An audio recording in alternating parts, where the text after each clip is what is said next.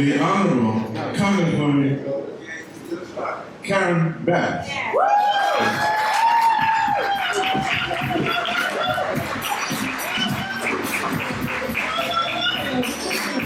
Good morning, everyone. Good morning. How does it feel to have the first Juneteenth be federally recognized? So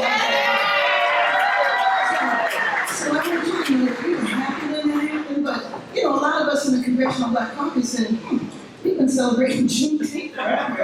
Now they're going to turn it into a shopping day. So we have to make sure that people understand the significance of Juneteenth and keep it what it is. It's great to see you, Councilman. I see you got your battle scars, right? See the other girl. That's right, but you won a good fight, so congratulations to you. And thank you all for being here today to celebrate this. I remember when we had to cancel, or rather postpone, King Day because we were back on that COVID roller coaster. And I'm just hoping that now we've kind of reached a point where we can ride that wave, but it doesn't have to completely disrupt our life. And so just a few words to you about Juneteenth and what happened within Congress while this was going on. A couple of years ago, you remember back to all of the protests that happened around the murder of George Floyd, and our country was coming to grips with the term that all of us have been raised with, which is systemic racism, and they were making connections between police abuse and systemic racism, the fact that this was a pattern here, and there seemed to be this racial reckoning and awakening in our country. And as soon as that happened, as always, there's a backlash to that. And the backlash manifested itself with the denunciation of critical race theory. And it was blown up to be some kind of conspiracy that was taught to make white kids feel bad about U.S. history. And so then there was a movement to say, we don't want to teach the truth. We don't want people to know about U.S. history.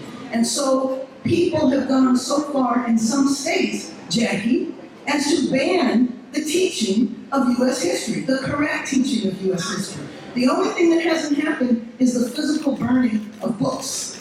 And we're fortunate that we live in Los Angeles, and we're fortunate that we live in California, so we're not subjected to this. But it's so important that we understand our history, to understand that our country is a great country, even in spite of the warts. But how do you make this a more perfect union if you're not willing to say that these are the warts, these are the problems that we face today because the problems of yesterday were never dealt with? That's all a part, to me, of our march toward real freedom and real liberation.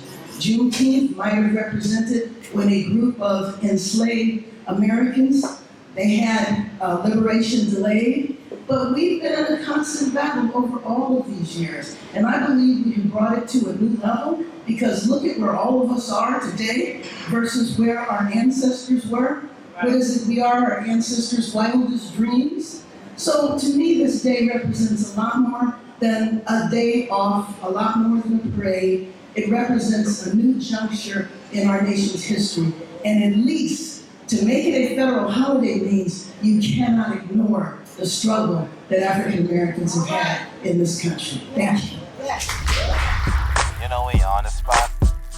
I said we on the spot, on the spot, on the spotlight. Yeah,